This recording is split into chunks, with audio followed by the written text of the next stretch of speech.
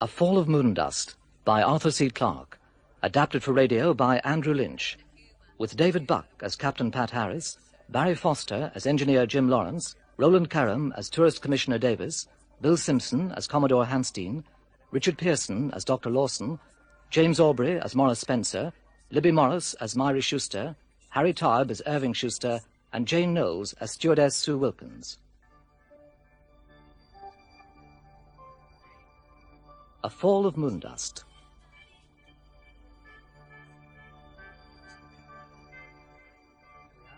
Okay.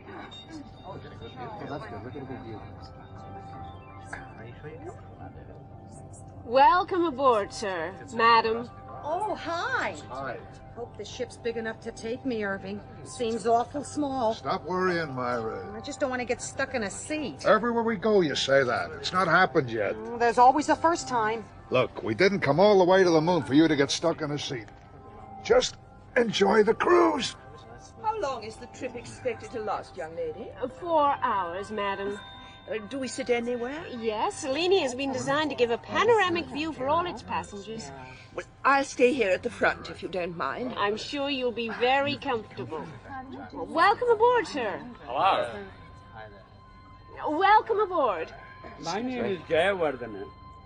Do I sit anywhere? Just sit anywhere, sir. All seats have a perfect view. Thank you.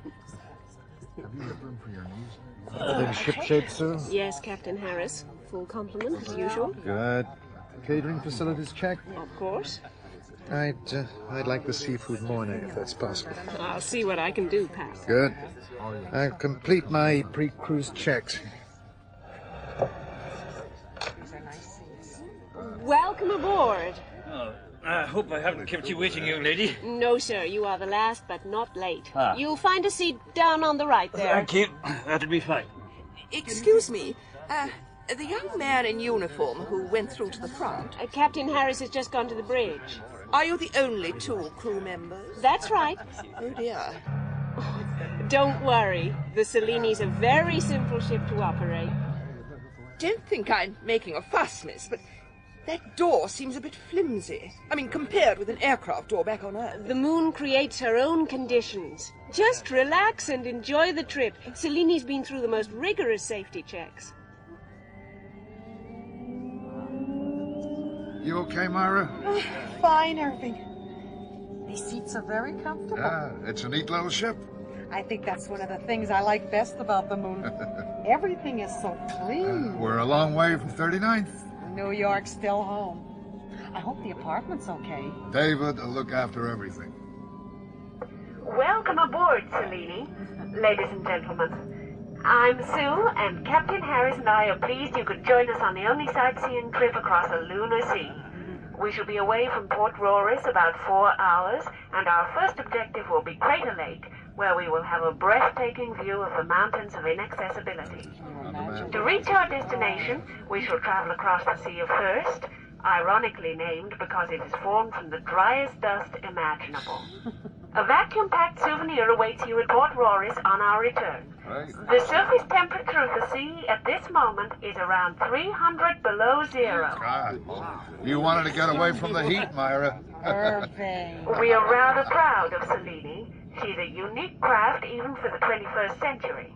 Compact, extremely simple to operate, and her terminology will be familiar to most of you as it's taken from Earth maritime phraseology. We refer to her fore and aft, port, starboard, bridge, and portholes. She is propelled by electric motors that drive fans below the dust surface. But unlike conventional seacraft, there is no discomfort to be experienced by erratic motion. There are no waves, and seasickness is something we have never experienced. If during the trip you have any questions, please don't hesitate to ask. A 3-course meal incorporated in the price of your cruise ticket will be served in about an hour and a half from now. Enjoy your trip, everyone, and I'll now hand you over to Captain Harris. Good evening, ladies and gentlemen. This is Captain Pat Harris speaking to you from the bridge. If you would care to swivel your seats to the rear, you will observe the domes of Port Roris dropping swiftly from the skyline. Oh, isn't that a You have all, no doubt, observed the stars from the clarity of space and been dazzled by the face of the mother planet, but this is a new experience for you. We are now traveling on neither land nor sea or space, but a little of each. No sea on Earth could ever be as calm as this. We'll stop for a moment and let you experience how still and placid the lunar surface can be. Isn't it so quiet and peaceful? Ghostly. Still grayness. This is the real face of the moon. That view hasn't changed for billions of years. It's an enormous thought, isn't it? Now, just how far do you imagine the horizon is? Believe it or not, only 3 kilometers. Yeah, it looks a couple of light years away, but if you could walk on this stuff, you'd be there in 20 minutes. Imagine. We'll move on, and I'll leave Sue to explain how the sea was formed. Most of the moon is covered by a thin layer of dust, usually no more than a few millimeters in depth. Some of the debris fell from the stars when meteorites rained on the unprotected surface over at least 5 billion years. Some has flaked from lunar rocks as they expanded and contracted in the fierce climatic conditions. It's more liquid than sand or anything similar. It flows quicker than syrup and just slower than water. Over the ages, it has flowed down from the mountains into the lowlands to form pools and lakes. The first explorers expected this, but the Sea of Thirst was a surprise because of its size. And ahead we now see the Mountains of Inaccessibility, so called because they are entirely surrounded by sea. Have they ever been climbed? No, they haven't. Aren't they a wonderful sight? I'll go through to the bridge and put the main lights out to give you a better view and leave you to take in the haunting beauty. Look. I've never seen anything like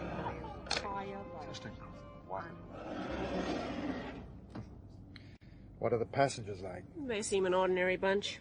There's one man I seem to recognize from somewhere, but I can't place him. I'll point him out when I do my walkabout. Are you busy later? After the trip, I mean. Well, I said I'd go and see the latest Earth video with a friend. Why do you ask? I'm thinking of trying the new restaurant that's opened in Clavier City. I thought you might like to join me. I went 3 or 4 days ago. It's very good. Oh. Some other time then. That'd be nice. I don't think you'll need to eat out tonight. There's plenty of seafood Mornay aboard. Good. Oh, there's a Miss Morley sat front port who asked who you were. Yeah, I think I noticed her. Why do they always look like that? Now then, Captain, diplomacy and charm. Remember your code of conduct. I'd better get back to them.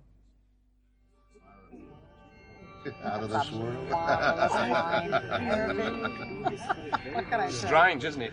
That man has to travel so far from the fields, lakes and forests to appreciate the real beauty of his own world. Are you a poet? No, ma'am. I just never dreamed it could look so beautiful. Bluey green crescent hanging in space. Do you think David's looking up at the moon, Irving? I hope he's looking after the office. Forget the office. That's what we came here for. Rest, the doctor said. You tell me. And who's worrying about the apartment? Not now. I'm looking at a wonderful world. Are you New Yorkers? How'd you guess? Oh, I worked in the Bronx for a while. You're not American. No. Australian, one of the originals. Ah. Long way from the Big Apple. Nobody calls it that anymore. We can almost see both our homes from here. I'm Irving Shuster. This is my wife, Myra. Oh, I'm pleased to meet you. I'm Duncan McKenzie. It's our first trip to the moon. Really? Our first trip anywhere for years. Wow. The doctor, a personal friend, Yeah. says, Irving, you have a fine son to take care of your business. Take a vacation. Next year, maybe, he says. So, here we are. Always next year. So now it's next year. And you? First trip? Oh, yeah. I've been promising myself this for a long time. You're alone? You don't have a wife with you? Myra.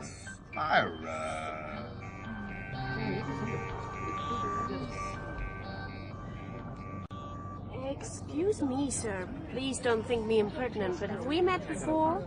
Oh, I'm sure I couldn't have forgotten such a charming lady. I'm sorry, I rarely forget a face. Occupational hazard. You must remind me of someone else. I just seem to have that sort of face. I'll get the cans from my bag. No, never. Can you get right. Are you sure you shouldn't be at the front, Captain? Aye, we're quite safe on automatic pilot for another 7 minutes, Miss Morley. We're traveling a well-trodden route in a straight line. But what's that? Sorry? Up ahead. Captain, we're heading straight into it. Irving! Irving, there's a hole in the sea! It'll be Pat, Myra. We'll be programmed to go around it. Pat, what is it? Oh, God, I don't know. I'm going on the bridge. My God! Pat, we're sinking. What's happening? Hang on, Sue, I'm trying to lift her. We're going down! Look at the portholes. The dust is halfway up the glass.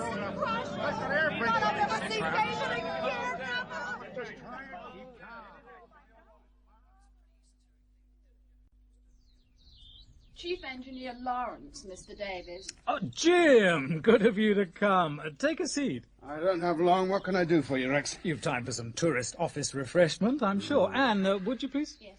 Are you buttering me up for something, Rex? Just being courteous to a fellow member of the Moon Management team. Always the PR man. Come on, let's have it. I had a stroll through the park earlier and happened to bump into the chief administrator. He's rather taken with the park, Jim, particularly impressed by the 15-metre sunflowers. And the back-projected clouds, no doubt. It must be nice to have the time to admire them. Oh, those clouds are lovely. You should dream a little. I can look at clouds on Earth and listen to birds. Oh, perhaps you'd like something else. A thunderstorm, maybe? No, thanks. So what did the chief have to say? We discussed an idea for tourism. Oh, you know my views on tourism. Just an additional headache we can live without. Oh, no, we can't. It's our lifeblood here on the moon, Jim. The only way we can be independent of Earth. This idea would benefit both our departments. Go on, Rex. I'm listening. The water skiing champion of Australia has contacted me to ask if anyone has ever skied on the Sea of Thirst. I thought you wanted me here for something serious. I am serious. It could be a whole new sport. Is it technically possible? That's all I want to know. It's probably just a matter of being able to maintain speed and maneuverability. I just don't know. We'd have to do some experiments. Could Selene do it? It's possible. All I can see from my department's point of view is headaches. I'm running on a shoestring as it is. Exactly, Jim. The tourists bring the money in. Any extra revenue generated by a fresh influx would be used to benefit both our departments. When I've got time, I'll see what I can do, all right? That's all I'm asking. Excuse me, sir. Red priority column 7. Put it through, Anne. Chief Engineer Lawrence has the same clearance as me. It's for Chief Engineer Lawrence. Oh, fine. Put it through, Anne. Call for you on 7, Jim. Thank you. Lawrence, yes? How long ago? No answer whatsoever. Try the moon crash band, Ed. You did. Right. See you in control in a couple of minutes. Trouble? That was Ed, my number 1. It's probably a false alarm, but I'd better get down to control. Selene hasn't made her routine call. Oh, what do you think could have happened? I'm going to find out. I'll come with you. If anything has happened to her out there, we can only reach her with the dust skis. I've said all along we should have had 2 dust cruisers operational before we started these trips. Couldn't agree more. That's the sort of equipment we could buy with any additional revenue.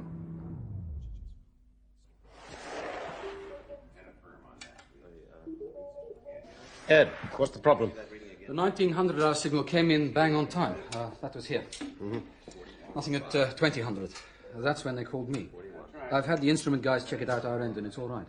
We tried to contact her on her regular frequency and drew a blank. We've scanned the adjoining bands, and again, nothing. That's when I called you. And nothing on the moon crash band? Not yet. If she travelled from the 1900 signal until now, how far away from the last point of contact could she be? Flat out, she'd only have travelled 80 kilometres, but she won't be travelling that fast on a sightseeing trip. Right, if we draw a circle with her position at 1900 hours as its centre and an 80-kilometre radius, she's got to be in there somewhere. Then if we concentrate on this arc in the direction she's travelling, that'll cut down the odds for finding her. Let's not provoke publicity over this. After all, it's probably just a simple breakdown. Yes, but we'll dispatch the dust skis anyway. Even if it is a false alarm, it's good training. How long before we know? Well, it'll take a while to search several thousand square kilometres at night. Ed, get them started in this area. I'll prepare for us to travel to Port Roris in a suborbital, just in case we're needed. Okay, Chief. What could have happened? I don't know. If it isn't a communications breakdown, there can only be a few possibilities. It was sudden. An explosion, maybe. I'd better set up a meeting with the legal department. Do you think we should tell the chief administrator? I'll leave that to you. Maybe he's wandering around your park somewhere. Thanks, Jim. This won't do the tourist industry any good. You should be worrying about the tourists that went out on Selene. Oh, yes, you're right. I'll contact Port Roris and make sure they all sign their indemnity forms. If it came to the worst, we could be sued for billions. That isn't what I meant. Let's hope they've just hit something and put their communications out of action. Excuse me, Chief. I've had an idea. I'm listening, Ed. Well, why don't we try Lagrange satellite? The astronomers up there might be able to see something. At night? From 50,000 kilometres? It's worth a try. Selene's searchlights could still be burning, and they'd easily spot that on the sea. Contact them, Ed. I'll get our transport arranged to Port Roris.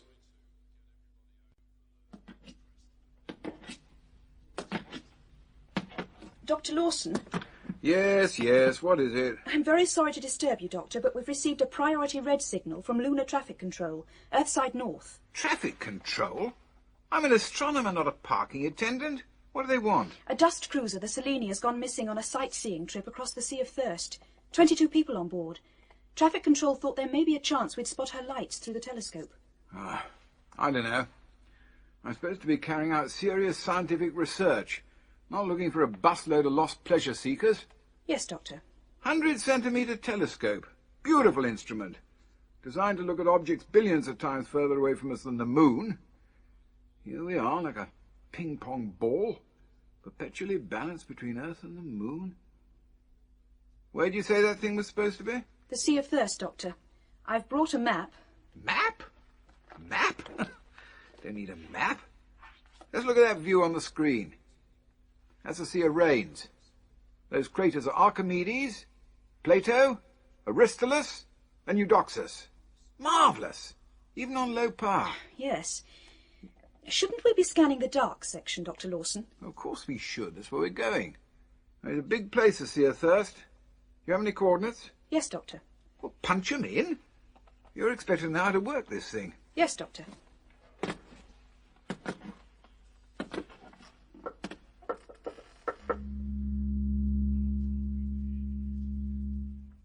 There. It's very dark. Well, of course it's dark. It's night time. Scan slowly. What was that? What? Where? A bright light. It could have been a searchlight. Well, trace it back. Very slowly. There. Much too bright. Those are the lights at Port Roris. Now, if she's on the Sea of Thirst, we should locate her with a light amplifier or a radiation detector. It's so dark.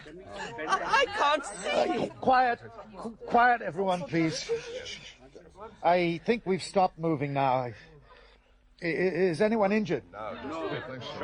Just make sure that everyone within touching distance of you is conscious. I'm going to reset the main lights and the purification system. Irving, you all right? I'm okay. Are you? Yeah. Mr. McKenzie? Oh, fine. Look at the portholes. We're buried. Oh, God, we're buried. And Miss Morley, are you all right? We are buried, aren't we? Yes, we are under the surface, but we can't be very deep. At least we now have light. How is everybody, sir? At the worst shaken, I think. Well, if the food's still servable, this might not be a bad time to serve it. I'll see what I can do. Good. Could I have your attention, please? Sure. We are still in one piece, and no one is worse than a little shocked, as far as I can see. If anyone does need first aid, Sue is a trained nurse, so speak up. I think we've been unfortunate to have been caught in some sort of landslip or moonquake. There's no need to be alarmed. Even if we can't get out under our own power, Port Roris will soon have someone here. Meanwhile, Sue is about to serve refreshments, so I suggest you all relax, and I'll contact base.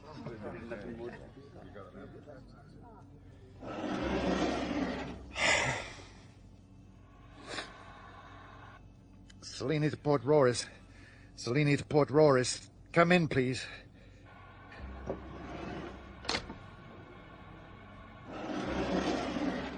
Food's underway. Are you through? Not yet. What's happened? Any ideas? I'm not sure. Some sort of landslip. Selene to Port Roris. Come in, please. Perhaps the radio's damaged. Possibly. I'm getting an outside pressure reading, which indicates we're deeper than I first thought. Well, how deep? Well, at a rough estimate, I'd say about 10 meters. As much as that. Is everything else all right? All equipment appears to be functional. Oh, I'm sorry, sir. No passengers allowed in here. No, that's all right, Sue. I don't want to intrude, Captain. Selene is your ship. I thought I'd introduce myself in case I can be of some assistance. Glad to have you aboard, Commodore.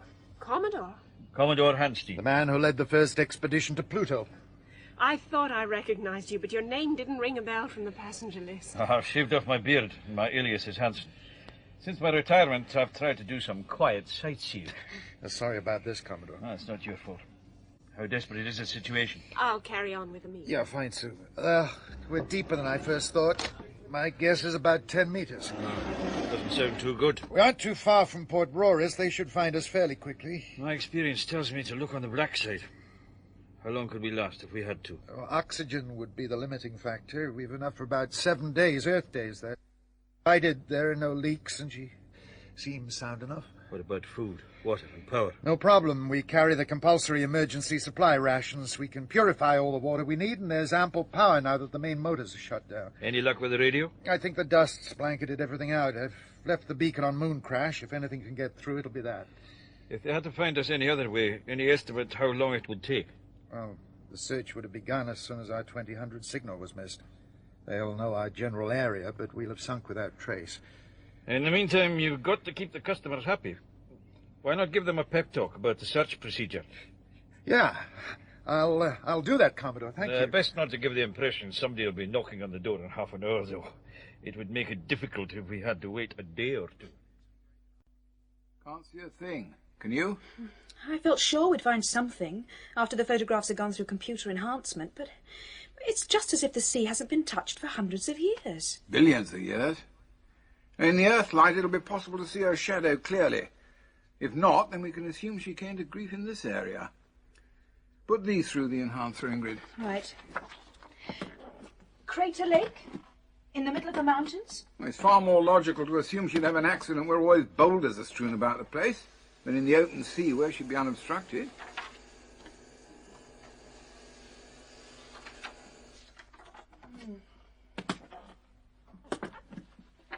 It's still very black, Doctor. No light at all. Scores of isolated crags and boulders. You see, all this area is blocked from us by the mountains. The only chance there is to investigate at ground level. Inform Earthside Control and give them our interim report. Are we giving up, Dr. Lawson? Good Lord, no. Just getting interesting. Commissioner Davis. Yes, Anne? The copy of the report from the Lagrange satellites through on Telefax. Any news? No, they haven't seen anything at all. This has happened at a very bad time. Is that the passenger list? Yes, sir. There's an appendix. Hell, that's all I need. Commodore Hansteen's on board, travelling under an assumed name. The Commodore Hansteen? Imagine what that's going to do to our public image. Lawrence should have arrived at Port Roris by now. Make sure he's got all this information. Yes, sir. And that, ladies and gentlemen, is the position. We're only about 60 kilometers from base, 3 from the mountains of inaccessibility, and we are in no immediate danger. But how long, Captain? As I said earlier, I've no reason to believe we won't be located quite soon. Shouldn't someone be on the bridge by the radio? Now, I've boosted reception. We'll hear any incoming signal throughout the ship, and they can hear us from in here. What do we do in the meantime? Well, we are very fortunate to have Commodore Hansteen aboard. As you probably know, he's the most travelled Earthman in history. And I don't intend staying still for long here. Perhaps, Commodore, you can suggest ways we can pass the time. All right, Captain. Do we have any books on board? Do we? There's one. Would you mind passing it up, please? And another. Oh, fine. We seem to have an overkill of the official tourist handle. Now, what's this one about? Oh, I'm afraid it's only a little drawn through history. The orange and the apple. It's absolute rubbish. We're not looking for heavy literature. The orange and the apple. The truth of the romance between Nell Gwynn and Sir Isaac Newton. It sounds juicy. It was written by a promiscuous schoolgirl on Mars. Thank you, Miss Morley. Ah, I know this one. Shane. Good old-fashioned Western. Well, that's a start. Later on, we could have some volunteer readers, Captain. Good idea. Well, that's our entertainment taken care of. Are there any more questions? I noticed there was a spacesuit in the airlock. Well, couldn't someone swim up to the surface? Then the search party would know where we were immediately. Sorry, Miss Morley, but it would be like swimming in sand. You'd be absolutely blind. How would the person know which was up or down? How could he close the outer door after him? The dust would just flood in. If there are no more questions, why don't we all introduce ourselves? I'll go round the ship, and perhaps you'll give your name, occupation, and hometown. You have a remarkable collection of talent on board, if I may say so, Captain. Any sign of our rescuers? No, Commodore, not as yet. Do you mind if I have a word, Captain? No, Mr. McKenzie. Yes, our Australian physicist, correct? Correct, Commodore. I'm a little worried. Go ahead. What's it all about? If my reasoning is correct, a 7 days limitation on our oxygen supply won't be our greatest danger. Then what is? Heat. We're blanketed by dust. It's about the best insulator there is. The heat from our bodies and the machinery can't escape. That means it'll get hotter and hotter until we cook. I never gave that a thought. How long do you think it'll take? Well, not much more than a day. It'll take me about half an hour to come up with a more accurate estimate. The cabin temperature readout will give us a fair indication. Yeah, he's right. It's gone up 2 degrees already. Yeah, a degree an hour. I was afraid it might be as bad as that. We'll have to increase the cooling, Pat.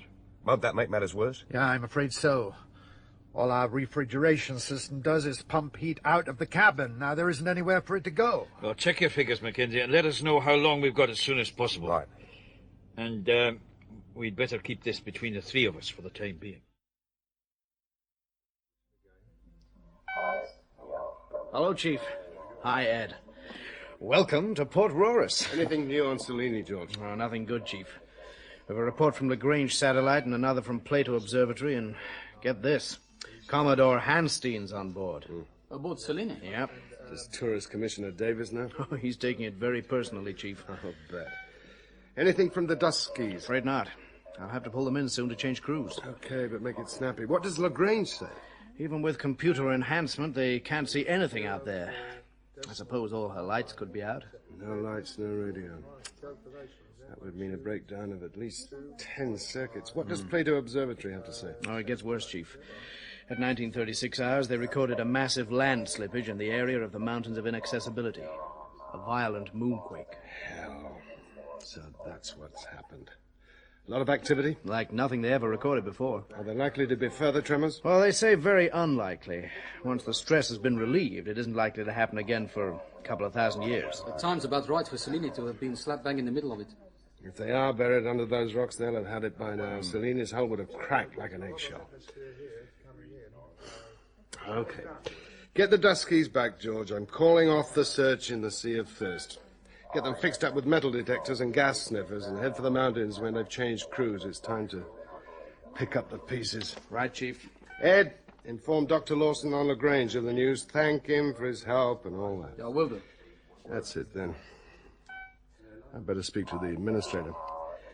And to Rex Davis, I suppose. Doctor, there's a message from Chief Engineer Lawrence, thanking you for your efforts and saying the search has been called off. There's been a report of a moonquake causing an avalanche on the Mountains of Inaccessibility, and it seems that Selene is crushed under the rocks. Blast. I was almost ready. What's that, Doctor? It's an old-fashioned infrared scanner linked up to the telescope. Quite enjoyed the challenge. All a waste of time, now. Those poor people. Isn't it still worth a try, Doctor? She might have survived the avalanche. Would it work in the mountainous area? No, of course not. There's been an avalanche and landslides. All the temperatures will be uneven. Complete waste of time. Sorry, sir. I don't know anything about them. Come here. Very basic. Though Selene left no visible trace across the sea, she will definitely have left an infrared one. You understand? Not really. Oh. She'd have stirred up relatively warm dust from a few feet down and scattered it across a far colder surface. An eye that could detect heat could pick up her track for hours after she passed. It would have just been time for us to make a survey before the sun rose and obliterated all trace of the heat trail. Couldn't we still try it? No reason to now.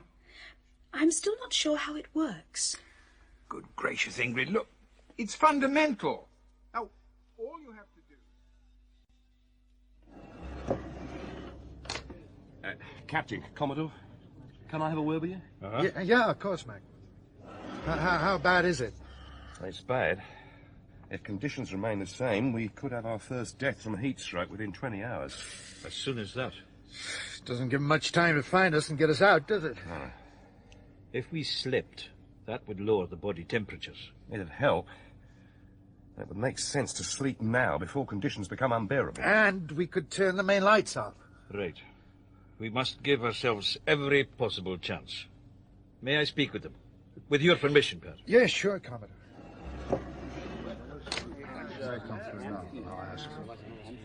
Ladies and gentlemen, yes, we've all had a busy day, and I think most of us would be glad to get some sleep. In these conditions? I agree, Mrs. Shuster.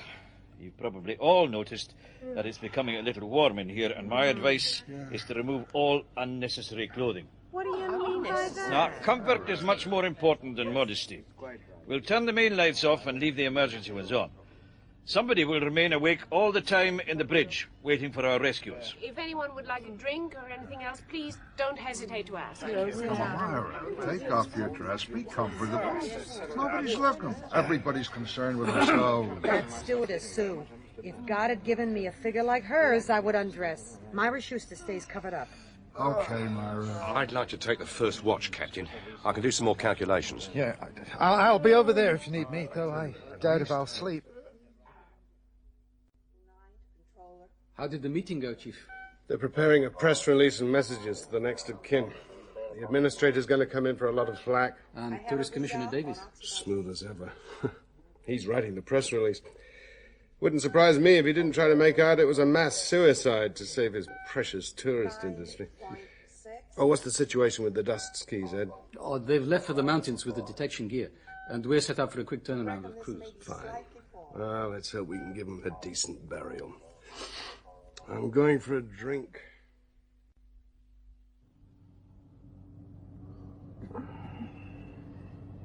Pat, I'm sorry to wake you, but I can hear something. I wasn't asleep.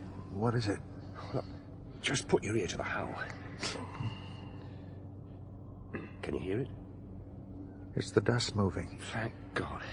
They must have found No, us. I'm not sure. How's the temperature? It isn't going up as fast as I predicted. Because of the lights and sleeping? It shouldn't have made that much difference. I don't understand. The noise. I think I do. Should we wake the others? No. This dust is so fine it'll flow like water in the right conditions. I think the heat is slowly dissipating into it and causing a convection current. I thought they'd found us. It's a bit of good news anyway, if Selene isn't heating up as quickly as we thought. The dust skis will be out searching. They could even be near us right now.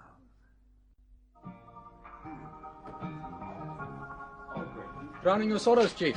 Oh, on this stuff? You know, we've beaten most of the killer diseases, and we can still lose 22 people out on a joyride. I know how you feel, Chief.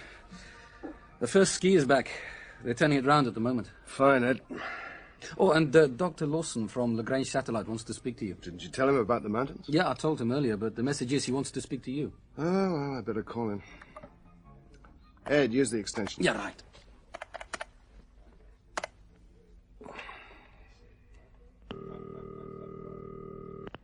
Hello? Hello? Dr. Lawson? Speaking. Hello, Doctor. Chief Engineer Lawrence. Good. Selene, dear fellow, the missing tourist bus. I believe I know where she is. Yeah, in the mountains. No, she never got that far. Anyway, it won't work there. The temperature's too uneven. No, it was while I was explaining the infrared technique to Ingrid. It's very simple, but she wanted a practical demonstration, and that's when we spotted the trail. Doctor, where have you found Selene? Ingrid has just sent the photographs over telefax to you. I'll go and get them. Look, yeah, could you start at the beginning, please? Certainly. You see, after I was unable to locate any sign of your missing craft by conventional use of the telescope, I rigged up an infrared scanning device. Then the word came from you that you were calling off the search because Selene was probably buried under the mountains. I was a little annoyed about that. But as I was explaining the method of heat detection to my assistant Ingrid, we picked up Selene's trail. It's quite elementary. Here you are, Chief. Oh, yeah, thanks. Yeah, I have the photographs in front of me now, yes. I see what you mean. Yes, I can see the trail, but I can't see the cruiser. That's a puzzle, isn't it? It seems as if she's just flown away. Doctor, she can't fly. I know that, of course. So if she can't go up, she must have gone down. Hey, could be right, Chief. What are you saying, Doctor? Well, it's obvious to me she can't fly. There's no trace of her leaving that spot, so she must be under it. What about an explosion? She could have just disintegrated. Well, there'd be hot fragments all over the place. My infrared scanner would be going wild. Hell, Doctor, I hope you're right. Excuse me, one moment. Ed, contact Davis and tell him to hold any press releases. Tell him there's a slight chance she's under the sea. I want both dust skis holding here at base. Then, contact Plato Observatory and see if there could be a connection between the landslide in the mountains and that point on the Sea of First. Sure, Chief. Dr. Lawson, how accurate is your infrared scanner? Totally. Depending on the range, of course. To what accuracy could you pinpoint the last location of Selene? Well, not very well on this floating ping-pong ball. Say to roughly within half a kilometre. I see. That's still a wide area for such a small craft, but it's a very good start. I'll get the search party back out there straight away. There is another way. I'm listening, Doctor. You could do an infrared scan on the surface of the sea with a great deal of accuracy, provided we did it before the next sunrise and the heat of the sun's rays obliterated all signs. Doctor, that's it. Brilliant. Quite. I could be ready to leave in, say 7 minutes, if you'd like me to come down. Feel like stretching my legs. I'll see what traffic's like in your area. Have you picked up. See you soon. Goodbye. I've got both dust skis back here waiting, Chief. What's going on? There may still be a chance. Selene could be buried somewhere here, under the Sea of First. Whew. Well, if her systems are still functional, they could still be alive. That's right. Ed, find a suitable craft in the region of LaGrange to bring Doc Lawson and his machine down. Right, Chief. Shall I get the skis to this location? Send one out with a surveyor's rod. There's no harm in trying. Tell them that I'm coming out myself as soon as Dr. Lawson arrives. I'd like to drive, if that's okay. Pat and Sue are friends of mine. Oh, sure, George.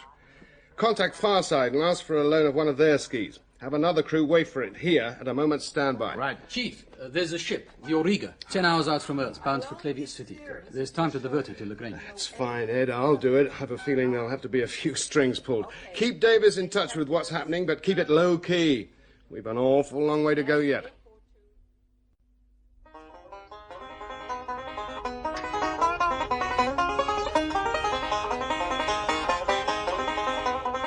Will you quieten that bluegrass down, Lester? I have a job to hear if there are any more messages. Just keeping my roots, man. Where is it we're going to? LaGrange Satellite, then diverting to Port Royce. Oh, Skipper. I had a little lady lined up in Clavier City. I had to cancel my own arrangements too, Lester. This diversion has come from the owners via the government. That important? Why are we going to LaGrange? Picking a guy up. He's got to be at Port Royce as soon as possible. Better tell the passengers. Bet it's something to do with that tourist bus gone missing. We aren't supposed to listen to that security band. It'll be a boring trip without it. That and my banjo. Go tell the passengers. Okay. Auriga to LaGrange, ETA 5 minutes.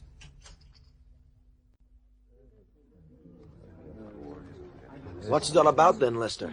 Mr. Spenser, all I know is diversion to LaGrange observation satellite, then on to Port Royce, a one-horse town. Don't know how long we'll be there. Had a hot one lined up in Clavier City. Even booked a restaurant. Oh, you must have some idea. You can tell me, Lester. Couldn't tell you, Mr. Spenser. I know you're a newsman. Even if I did know something, Skip would go mad. I have a 12-month contract on the moon. I'll be making lots of important contacts. Anybody who does me a favor could be helping themselves for the future. Well, don't tell anybody I say it. I never reveal my sources. I reckon it's something to do with the missing dust cruiser. What missing dust cruiser? Skipper and me were listening to a security band. Shouldn't have been, though. Tourist cruiser Selene is missing. 22 on board. Messed up my stay in port. Lester, will you get on back here? We're about to dock. Now, don't say I said. We're picking a scientist up. Hey, Lester, you make sure he takes this vacant seat, huh? See what I can do, Mrs. Spenser. That seat okay for you, Dr. Lawson? Yes, thank you. Very comfortable. Are you sure my luggage is safe? Oh, it'll be quite all right. What the hell is it anyway? Scientific equipment. Very sensitive. Be careful. Sure will. Bit of a late change of plan, Mr. Lawson. Dr. Lawson. My name's Spenser. Are you visiting Port Royce or a patient? I'm not a medical man. Astronomer, actually. Spot of bother in the Sea of Thirst. Fascinating. Oh, I don't know that area too well. Oh, I have some photographs. Now, see that line? Yes. Ah, you're a newsman. Does it show that much? Badge protruding from inside pocket. I'm a trained observer, you see. Excuse me. Oh, just catch a few minutes sleep. Knew it was going to be a busy day. I refuse to listen to any more of the orange and the apple.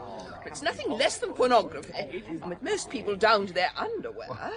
She's right, Myra. Most people are. It's roasting in here. You're gonna have to take your dress off. This is no time for modesty. It's time for goddamn comfort. Irving! Look, I'm sorry, Myra, but be sensible. Miss Morley, I can understand. You, I can't. All right, maybe we've had a little bit too much reading. But we can't sleep all the time. Does anybody have any ideas for recreation? Let us have an examination of the motives of people for traveling to the moon. That's a good idea, Professor... Jaywardene. I came here because somebody told me I'd only weigh 20 kilos up here. That's why I came here.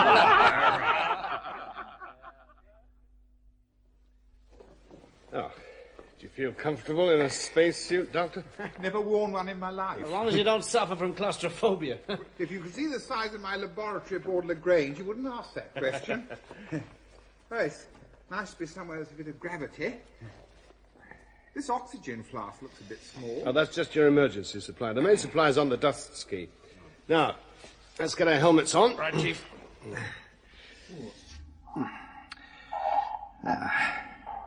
How's that? Seems fine. Now, the only control you need worry about is the intercom. That's the panel on your right. It's switched on now, so we can talk quite freely. Any questions? What's this red button for? Emergencies. You won't need it, I hope. It sets off a homing radio beacon if you get lost. Don't touch anything you aren't certain of, Doctor. Don't worry, I won't. Okay, George. Ready to roll. Right, Chief. All my life I've studied other worlds from afar. This is my first taste at first hand, so to speak. How long will it take us to get to the spot? How long, George? About an hour. It's uncannily exhilarating. Silence. No feeling of motion here. We're moving quite rapidly. Mm-hmm. Just how much time do we, or rather, do those unfortunate people down there have? Oh, provided the quake hasn't caused any leaks or systems damage, they're okay for about, 6 days. How far down are they likely to be? Anybody's guess. Sea's never been plumbed out here, but the deepest dust bowl we've found so far was 41 meters. Does the depth matter to the scanner? Does it? Obviously she's giving heat out, and the nearer the surface she is, the more detectable it'll be. Mm-hmm. But now I'm down here, there should be enough heat to give a reading. Not like being stuck up in Lagrange. Once you've been located, just how do you intend getting them out? Good question, Doctor. How do you manage to get the only genuine bottle of hooch in Port Royce, Mr. Spenser? The power of the press, Skipper. I had a bigger job getting these lunar survey maps. So, that's the Sea of Thirst. That there'll be the Mountains of Inaccessibility where Selene's lost. Where she may be lost. Huh? Just between you and me, I believe the old man we picked up from Lagrange satellite has evidence that she's down in that sea. I stuck close to Lawson. I know he was whizzed through customs and immigration, but the man who met him was Chief Engineer Lawrence, the man in charge of the rescue. He was overheard saying there was a dust ski ready to take them out to the spot. Sure don't take you long to find your way around, huh? I'm a pro. I believe that spot there is where Selene is buried. If there are people still alive down there, there's going to be one hell of a salvage operation not too far from here. Port Royce will be the biggest news center in the solar system. Oh, where do I come in? Right there, Captain. Huh? I want to charter your ship to land me and my video equipment on that promontory, on the western wall of the Mountains of Inaccessibility. You realize how much that'd cost? My station will pay. I've spoken to them, and about a bonus for you and Lester. This could be one of the biggest news stories of the century. What do you say? Can it be done?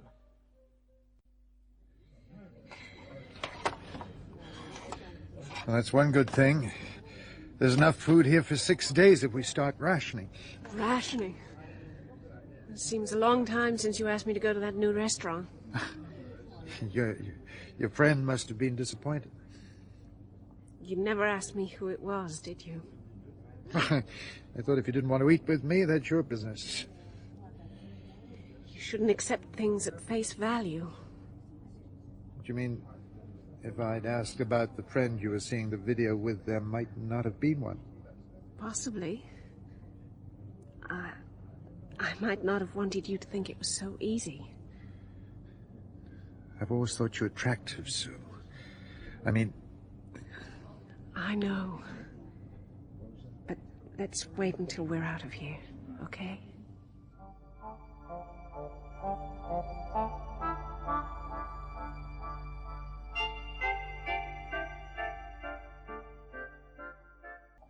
Everything all right, Doctor? No. It doesn't look too good, I'm afraid. Could we stop a moment? Sure. George? I heard, Chief. What's the problem, Doctor? The heat image is too confused. There are dozens of hot spots. I was expecting to find just the one, where the dust has been disturbed. I see. Why was it uniform on the photographs? I'm just confused at the moment. Selene shed a fan blade around here a week ago. It isn't very deep in parts. Of course, I should have thought of that. When we reach the depth deep enough to swallow Selene, the temperature will be more uniform. Good. Let's get a move on. It's only a matter of minutes now, Chief. Right. How will you be able to differentiate between hidden rock and Selene? Presuming you hit something with your probe. Doctor, I just don't know. This could be it. Stop! Okay. Just look at the screen. I'll get the other dust ski over here. Let's get the probes rigged, George, and start praying. Now let's all settle down. They're doing their best. Settle down. The heat is getting to us. We've got to be patient. What's the trouble, Commodore? There's a feeling we're not doing all we can to get out. I've explained that we've no alternative but to wait for rescue. Ladies and gentlemen. Ladies and gentlemen, we're at least 10 meters down.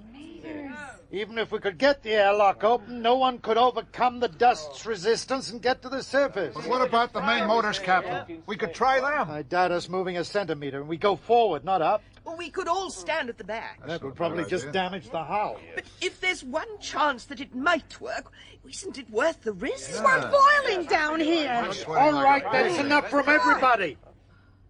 The danger in trying to escape unaided is too great. We're safe here for at least 6 more days. 6 days. Might not be too comfortable. In fact, it'll get hotter, but we've got to stay calm and cooperative. Calm and cooperative. Listen to that. Shut up! Shut up, everybody! Myra! Be quiet! Listen! Listen! Hey! They found us! Irving, they found us! I'll look back. I'll go and try the radio. I've hit something, but I can't tell what it is. It's Selene, all right. Just look at the trace on the screen. She's giving off an awful lot of heat. The surface of the dust is moving. Let's all just stand still. I don't think there's any cause for alarm. I think it's probably just a convection current. Okay, George. Follow the image of the scanner with Dr. Lawson and stake her out. Okay. Must be her. I've hit her again. She's deep, about 15 meters. Pity the old-fashioned echo sounders couldn't be used. Yes, you may have something there, Doctor. Well, the next time I hit her, I'll leave the probe in. If it is Selene, she's blanketed by dust. That's why the radio didn't work. Yeah, I've hit again. I'll try the moon crash band.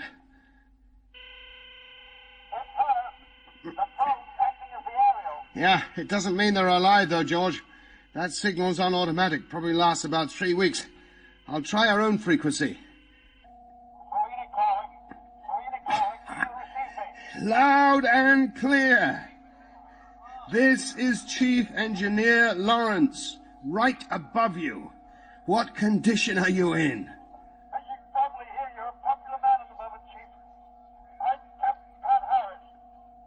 We have no injuries. The hull is intact, and we have oxygen and food supplies for about 6 more days. Our only cause for immediate concern is temperature. It's very hot down here. It was through heat detection we found you, Pat. And we should be making you a bit more comfortable before very long. We'll have you out as quickly as possible. I'll report back to base with the good news. I'll contact you soon and keep you all in touch with progress. Out. That's the word, Chief. Out. Lawrence to Port Rora's control. Come in, please. Hello, Chief. It's Ed. Good news, Ed. We've found them. Radio contact established and everyone's okay but suffering from the heat. They have enough oxygen and supplies for 6 days. The problem is going to be getting to them through the dust.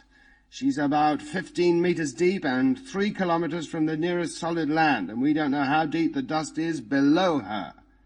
I'm going to leave George here, and the doctor and I will come back to base to organize rescue equipment.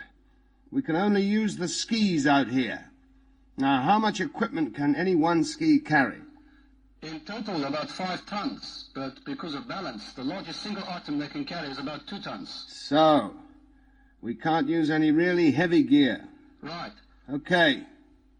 I'll do some thinking on the way back. Have that ski from Farside standing by. Will do, Chief. Good work. Yeah, up to now it's been easy. But let's not kid ourselves. The hard part has just begun.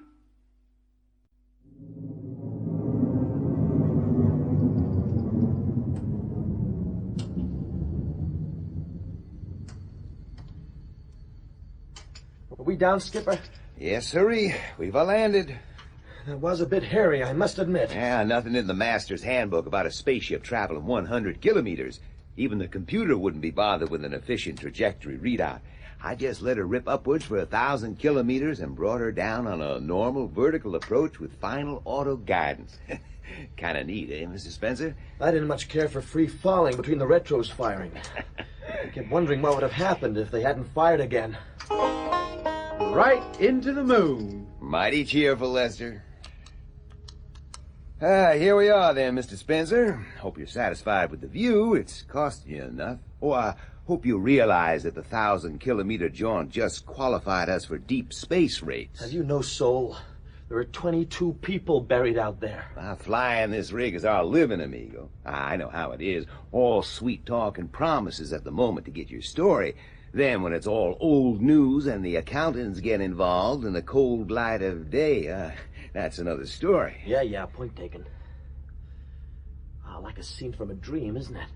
The sea stretching out into space. I can see what must be a dust ski. And even the pole joining Selene to the rest of humanity. Where's that? Here, you'll need the binoculars. I'll get the camera set up. This is fantastic. By the time anybody else gets anywhere near here, we'll have all the Earth networks tied up. What a picture. The plane, the probe stuck up into the freezing stillness. The loneliness of man, personified in this huge and hostile universe he is set out to conquer. Fancy some chow, Skipper. Smart idea, Lester. We could be here for some time. Listen. Hello, Selene. Rex Davies here. I just thought I'd leave you a moment with the sounds of Clavier City Park that await your return. On behalf of the Chief Administrator, I want to assure you that all the resources available on the moon are being mobilized for your aid. Engineering and technical staff are working around the clock to help you. Chief Engineer Lawrence tells me the provisional plan is to sink pipes down to you to ensure a limitless oxygen supply. Sorry for the inconvenience and strain you've had to undergo. That's all over now. Just relax. Sit and wait, and we'll have you out in no time. Good luck. Best wishes, and we'll be in touch again soon. Lovely. I wish the Commissioner wouldn't be quite so optimistic, Commodore. I'm sure he was just thinking about her morale. It's been fine since the link was established. Well, I'll be glad to get out of this. I'm getting too old for these sort of adventures. You've coped admirably, Commodore. I'm glad you're with us. Nice of you to say so, Captain. It's good to feel useful in retirement. I'm sorry to be so miserable just when everything has taken a turn for the better. Rather a bad headache, that's all. Yeah, I have a muzzy feeling myself. Must be to do with being cooped up for so long. What about these drums, Ed? Will they do? Tests show they'll support 2 tons before sinking. Fine. Get at least twice as many as we'll need. An important point, everybody. We must have all tools and spares tied down. All tools to be attached to your belts. That's an order. Can't be wandering back to the stores once we're out at sea. We have problems with breaking through the roof, Chief. What's the trouble? Well, we've tried using a bar on the mock-up, but the roof's too springy and it bounces back every time it's hit. But will it happen when we're using a 15-meter pipe with dust packed round it? Do a test, see if it absorbs the recoil. Yeah, there's another problem. Most of the control circuitry is in the roof, and it's too tough to put a clean hole through it. If it splinters, it could put one of her main systems out. Well, we'll have to bore. Use a detachable bit. How's the rest of the plumbing coming along? Oh, it should be ready in 2 or 3 hours, Chief. Good. I'll be back in 2. Oh, blast. Lawrence. Ah, Mr. Lawrence. It's Dr. Lawson here. Oh, hello, Doctor. Did you sleep well? To my shame, yes, and a very long time. You had quite a day. Is there anything you need? No, thank you. I'm being looked after extraordinarily well. I'd just like some advice from you. Certainly. Anything at all. I appear during my hours of slumber to have become something of a celebrity in my own way, and I'm being inundated with questions from the media. What shall I do? Just tell them everything that happened. Enjoy yourself, Doctor. Well, it does seem rather decadent here in this luxurious hotel room. Tourist Commissioner Davis said I could have anything I fancied. Rather a rash statement, I thought, when I like unlimited use of all the Grange's facilities to study the planet Gagarin 1. I'll consider it a personal favor if you keep the newsboys off my back. If you put it like that, I shall do my best. I'm sure you will, Doctor. See you later. I'm sorry to make a fuss, Sue, but if you got something for my headache... Excuse me, I am also suffering. We do have some mild painkillers. I'll get them. Mr. McKenzie, could you come through to the bridge? The captain would like to see us. Yes, of course. Oh, if they're for a headache, I'd like some too. Mac, I'm afraid we've got another serious problem on our hands. Another one? I'm afraid so. It appears we're experiencing a build-up of carbon dioxide. But I thought you were safe for another few days. Yeah, under normal circumstances, but unfortunately I think the heat's affected the CO2 conversion system. How long do you think we got? Impossible to say accurately, but I'd say a matter of hours. That doesn't give Lawrence time to get here with his team. It could be a bit of panic. Oh, I'm not too delighted myself. Any ideas? Oh, there's always the sleep treatment. It would have the respiration rate. Well, that's all we can do then. I'll have a word with him while you radio through, Pat. Right. I'll come with you.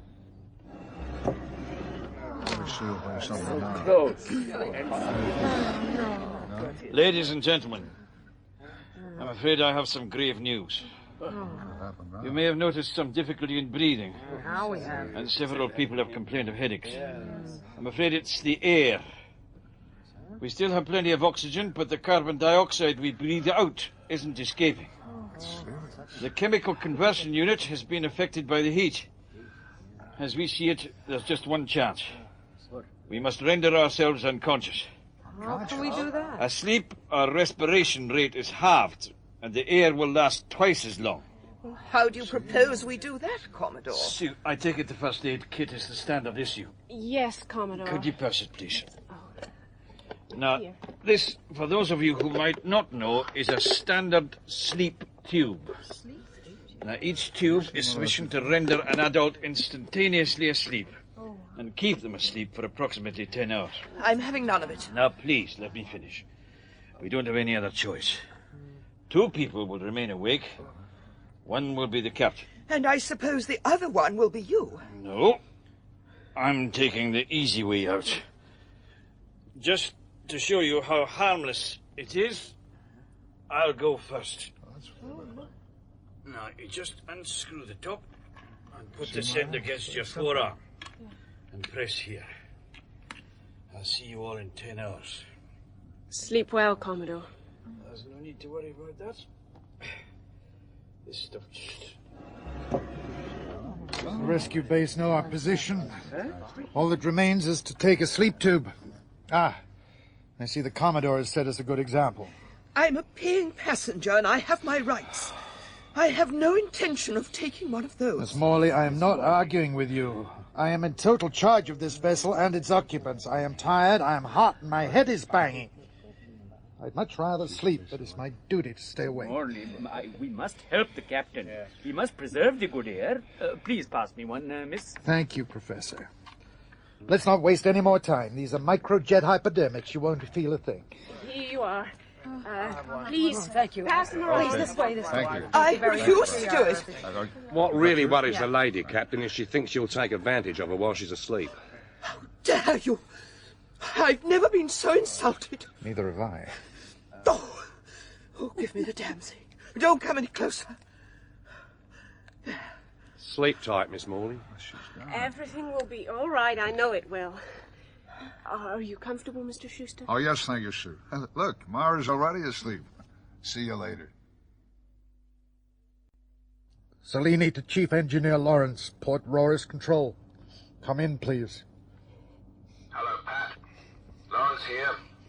How did it go? More or less as planned. Myself and Duncan McKenzie are the only 2 left awake. I'll give it to you straight, Pat. Even if we don't hit any snags, we can't reach you in under 5 hours. Can you hang on? We'll have to. Mac's getting the oxygen supply from the spacesuit. It's the passengers I'm worried about. All you can do is check their breathing and give them a blast of oxygen when it's necessary. We'll do our best. You can rely on that. Any more you want to say? No, I'll call you every quarter of an hour. Selene out.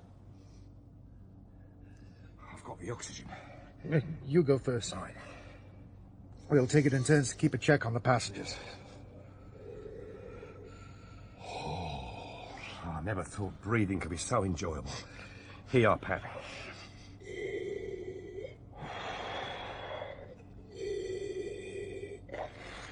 How long will this last? About 12 hours between us. Don't know how much the others will need. What have you found to smile at? Sorry, I was just thinking I wouldn't have much chance if you decided to keep the bottle for yourself. I thought all you moon-born men were sensitive about that. Oh, no, it's never bothered me. Couldn't help being born in a gravity 1/6 of yours. How could you tell? How you're built, mainly. You all have the same tall, slender physique. And your skin. The lamps never seem to give the same tan as natural sunlight on Earth. I've never been to Earth and never will. Couldn't take the gravity. Looked Australia plenty of times through my telescope. I have a sentiment for it. My parents took off from Woomera. Oh, Woomer's an Aboriginal word meaning a booster stage for spears. Wow. Well, live and learn. I'd better go check the others. You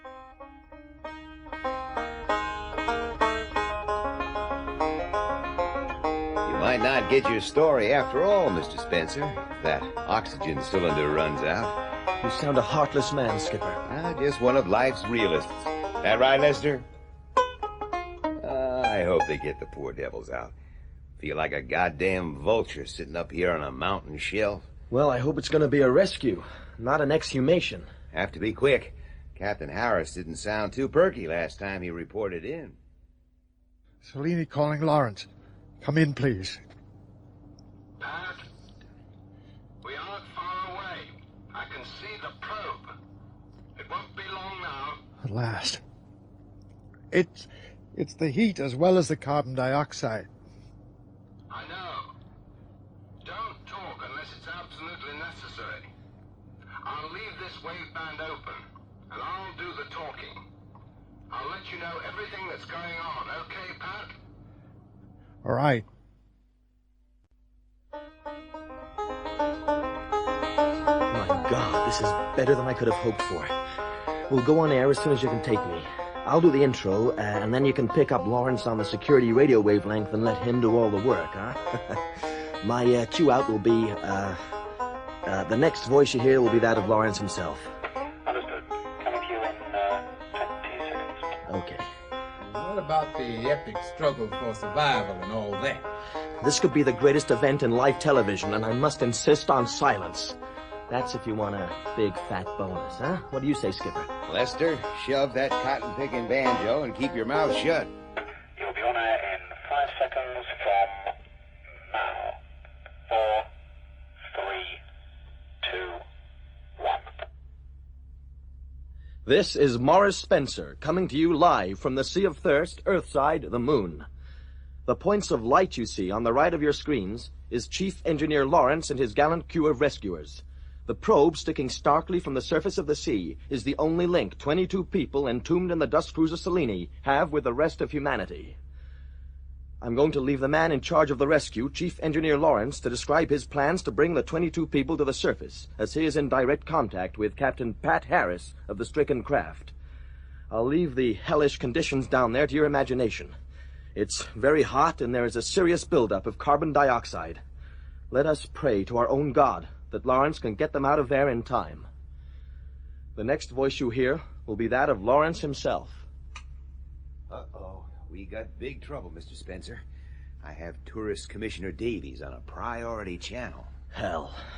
Okay, I'll handle him, Skipper. Right. Hello, Commissioner Davies.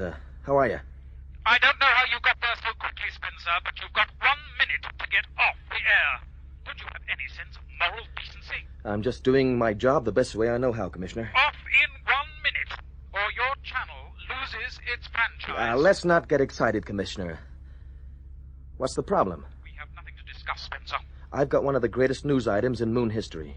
That's what we've got to discuss. Now, calm down, Commissioner, and, let's look at it from your point of view. What the hell do you mean? Strictly between us, Commissioner. Think positive, huh? What way can this tragedy benefit you and your department? I don't think I follow you. You must be going through a pretty hard time, huh? Tourist boss with 22 people incarcerated. It doesn't look, too bright for the future, does it? What are you getting at? I think we could be men who, understand each other. You could break me and my station, but in the minute I'd take to get off the air, I could break you. Are you threatening me? Damned right I am. But I'm also offering you a deal. I don't have to take this from you. Commissioner, I have an audience of 200 million people, and rising by the minute. I could tell them what a job you've done here on the moon, what tourism is like here, and what it could be. I could have your hotels and pleasure domes overflowing. We've got the solar system sat on the edge of their seats, Commissioner. What do you say? We're here, Pat, right above you. Would you believe there's a spaceship just on the ledge in the mountains waiting for all of you to come out and take your photographs? Well, must remember to comb my hair. Why didn't you land there and save time? Wouldn't have saved time, Pat. The ledge is too high, and there are too many rocks to climb. We'd have spent longer getting our equipment down from there and across the sea. How are you? Max giving oxygen to Mrs. Shuster. She's in a bad way. Seems to be getting foggy in here. Or is it just me? We're ready to drill now. I think the bottle's nearly empty, though.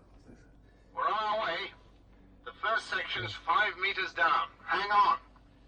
Yeah, I'll just have a sleep until you come in. No, Pat. No, keep awake. Talk to me. Who? McKenzie, is he awake?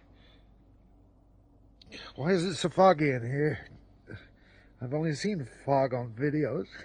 God damn it, Ed. We should have made the drill detachable from the surface. He isn't going to have the strength. We had to risk it. There wasn't time to improve it. There, it's there. We've hit the roof. Pat, do you hear that? The first pipe is there. Can you hear it? Yeah, I heard you. You're on the roof. Listen very carefully. You're seconds away from fresh air, but this is very, very important. We will bang it a couple of times, and you have to tell us if it is clear of the circuitry. Do you understand? Pat.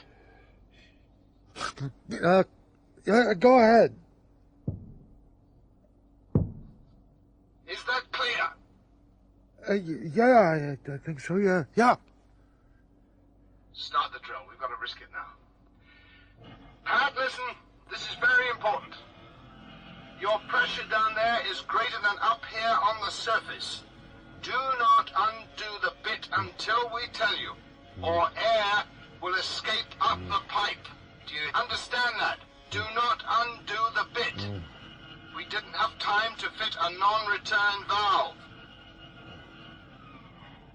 We're through, Chief.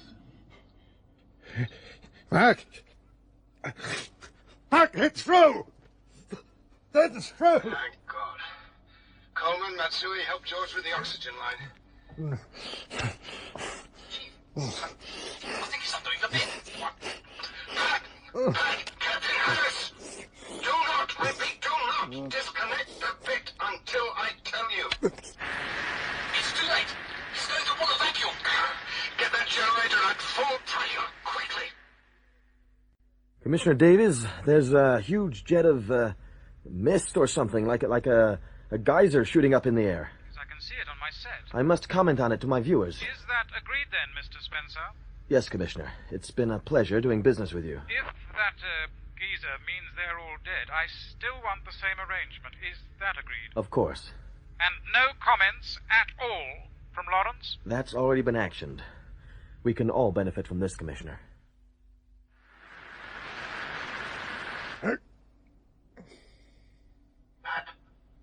Pat, are you all right? I put a book over the end of the pipe.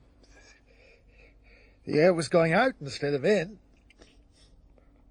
It's gotten very dark in here. You had us all scared there for a moment, Pat. Everything's going to be all right. Okay, George. Pat, we're going to blast that book away with the sweetest smelling oxygen you've ever known.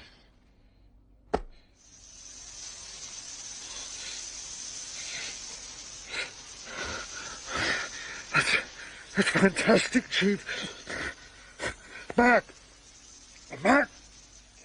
Come and lie over by the pipe. Mac, you okay? Yeah, I'm all right. Why is it so dark? They got through to us. The main lights are out. I went to sleep. No, it doesn't matter.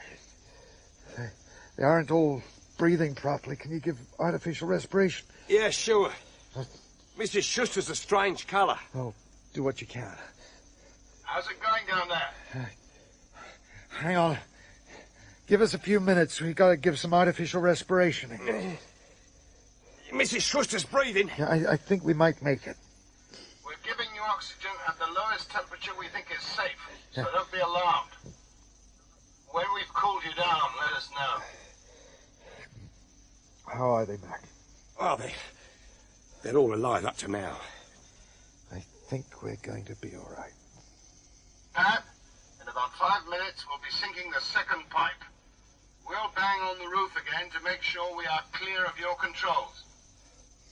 It's looking good, Pat. As you can see through the transparent dome that encases the rescuers, the first stage, dropping an independent oxygen supply to the stricken Selene, has now been completed. Another pipe, a vent pipe, is now being lowered by Chief Engineer Lawrence and his crew to complete the respiratory circuit. as the rescue continues to unfold live on this channel, I cannot help, even with a lump in my throat, thanking the good Lord for granting us people like Chief Engineer Lawrence, working under the leadership of Tourist Commissioner Rex Davis. I've tried repeatedly to talk to the commissioner on the air, but he won't budge from his single-minded task of getting these people out alive and well.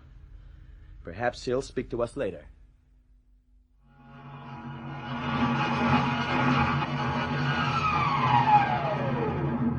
You're through, Chief. Okay, Pat. Now unscrew the bit, and then you can relax just a little. Is there anything you require urgently? No, I don't think so. I'm going to get the main lights back on before they all wake up. Fine. Our igloo above you is being pressurized now, so that should make our work a little more comfortable and avoid the danger of any more air escaping. Once you're out of there, we'll ferry you back to Bates in 4s or 5s, after a preliminary check by medics. What the hell was that? It was just a sneeze. It's getting quite cool down here now. All right, we'll put the oxygen temperature back to normal. The ski borrowed from Farside is just arriving. Nearly there, Pat. Okay. Breathe deep, everyone. We have fresh air again. Pat, how are we doing? So far, so good, Commodore. Breathe deep. I'm just unscrewing the vent pipe. There. Come on, Sue. Wake up. What's happening? Breathe. Enjoy the oxygen. Oh, it's so cold. We're going to be all right. What's happened? They got through to us, Professor. Breathe. Oh, that's great. God. My goodness. Make sure anyone who is still asleep is breathing normally and keep them warm. I'll do a tour of inspection. Good girl. You okay, Mac? Yeah, terrific. Mr. Shuster, you had me worried for a while. Good to see you, Mr. McKenzie. Irving, you're sleeping in. It's a vacation, Myra. You sure you're all right? I'm fine. Did I snore, Mr. McKenzie? Myra, 40 years married. You still amaze me. I'll get the main lights back on. Just relax. All right. How did they propose to get us out, Pat? I think you better ask Chief Engineer Lawrence, Commodore. Come under the bridge with me. Hey, what's happening anyway?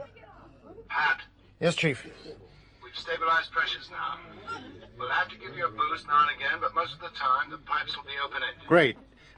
I'd like to introduce Commodore Hansteen to you. Very pleased to talk to you, Chief. Thanks for the fresh air. My pleasure, Commodore. What's the plan to get us out, Chief? At the moment, we've just rigged up an igloo above you. That means we don't have to work in spacesuits. And when you come up, you'll be in a pressurized atmosphere. We're going to use a large sectional cylinder that'll sink under its own weight. We've more than enough sections to reach you, and the pressure of the tube will make the seal. Then we'll have a sort of well shaft down to you, and I have the dubious honor of cutting through Selene's roof. That sounds straightforward enough. We're starting now. The sections are sealed with a rather flimsy material that stops the dust coming up, but won't stop me getting down. We seem to be in capable hands, Pat. Yes, I think we are. Oh, you look tired, Pat. Well, I feel it. McKenzie was a great help. Is everybody all right? They've all come through it very well. We're down more than 8 meters, more than halfway. Pat? Yeah, man? How far down was the oxygen pipe when it first entered the cabin? About a meter. Take a look now. I see what you mean. Chief, have you pulled the vent pipes up at all? No, there's been no need. We're still sinking. The dust must never have settled. We're within half a meter of you. Almost there. When that tube hits us, it might shove us down. Lawrence, we're still sinking. You'll have to give us more airline and make it quick. What the hell's that? The suction pump from Selene is out of the ship and in the dust. We're pulling dust. Switch it out. Selene, what's happening? Pat, the rear pipe's out. Dust spraying in. And we're tilting. The airline's out. Dust's coming in from both. Did you get that? Yes, okay. Get those pipes out and new bits of Keep your head down. It's easier than it is. Myra, can you listen? It's so dark. The dust is floating everywhere. Now we must jam the holes. I'll use my shirt. Commodore, will you block the other one, please? I can't see. My eyes are full of dust. Now, hang on, I'm coming your way. The lights are still on. It's the dust! You all right, Commodore? I've managed to jam the hole, I think, but I can't see a thing. My eyes are clogged up with the dust. Pat, they've drilled again, but it's gone into the British control panel. Oh.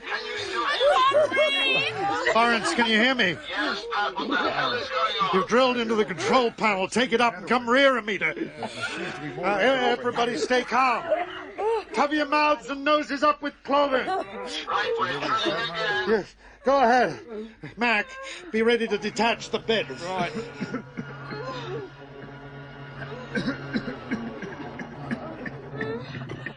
You're through to us. Good. At least you've got oxygen. All right, now let's get that cylinder down to the roof. She's on an uneven keel. We won't seal properly now. Mac, the bed. Okay. They've had again. That's good. Tying a rope around my ankle. Could you be quiet, please? Be quiet, everyone, please. We have to listen to this. Shush. I'll cut a hole in the hull, then you pull me up again. Then drop the rope ladder. It's too risky, Chief. It won't seal. You might get stuck. If the Selene sinks anymore, you'll drown in the dust. Shut up, Ed. I can't think of anything else. Put the power under the grinder, George. Give me a hand with the rope. I'm going down, right? Bits off, Pat. We have air again. Good. Stand back, they're cutting through. Captain, the dust is more than a meter deep at this end. It's pouring into the bridge. I'm through. Keep that damn rope tight, Ed. I don't want to drop in. Pull me up. Pull me up. The dust is pouring in. I'm choking. I think the bridge is beginning to smolder. That's where they drilled into the panel. Close the door. If we get a spark, we could explode. Pull me up, Ed. Get me out. Oh, my God. Chief, the bridge has exploded. Grab the rope ladder. It's coming down to you. You see the ladder there? Dust in my eyes. I can't see a thing, Ed. I really can't find out. There's the ladder. Now, quickly, start climbing. Come on, next, quickly. Help me, I'm stuck in the dust. Help me, madam. Not a girl. Someone help, please. Are we getting out? The next, quickly. Hold on tight, Commodore. I'll get you out. The bridge door isn't going to hold. How many people are out, Sue? 11. Halfway there. Keep it moving, eh? Come on, Myra. Get up there. I'm not leaving you, Irving. I'll get stuck. Put her up. She can't climb. Goodbye, Myra. What's happened? I can't see. The bridge door's gone. There's a tidal wave of dust from the bridge. Hey, grab that hand quickly. Someone's got it. Okay. Come on. Come on. Come on, Miss Morley. I've got you. Darling. Yeah. Come on, darling. How many more? It's just the four of us. If anybody's buried, they're lost. You next, Commodore. If Sue's still here, she should... Get up there and don't waste time. You next, Sue. That's 20 with the girl. Go, Mac. Hang on to the ladder, Pat, or you'll go under. Don't worry about me. I'll be okay.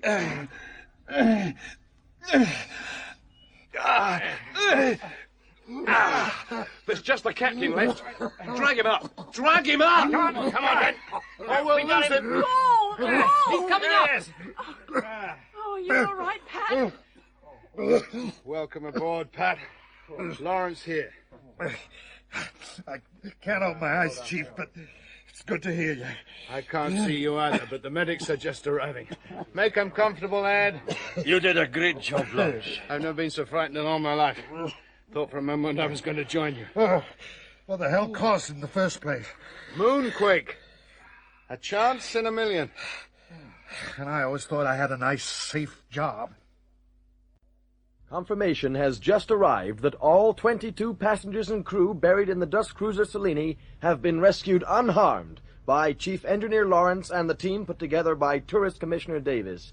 They're all alive and well. After a chance in a million moondust fall, the rescue operation has been a total success. And we now have a live interview with the man responsible for all tourism on the moon, Rex Davis. Commissioner. Please, call me Rex. I must apologize for not speaking to you earlier, but I had other things on my mind. Even though I had 100% confidence in Jim Lawrence and his crew, I felt it my overriding responsibility to be on hand at all times. We understand, Rex. Was there ever a time when you thought they may be lost? No, not for a second. If this mishap has taught us anything, it's that the personnel on the moon are equipped to deal with any emergency.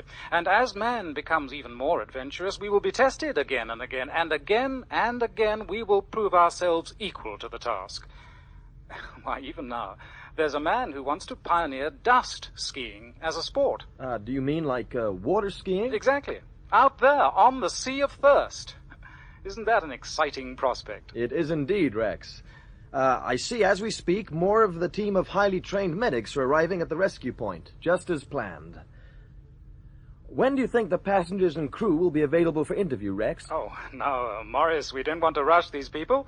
Let's give them a chance to experience some lunar hospitality, all courtesy of the tourist board, of course. Well, I think you know best, Rex. Who is this enterprising man who wants to pioneer dust skiing? He's an Australian champion. And I have high hopes that he will be only the first of many who will wish to visit the Sea of Thirst. Who knows? It could even become the moon's main recreation center.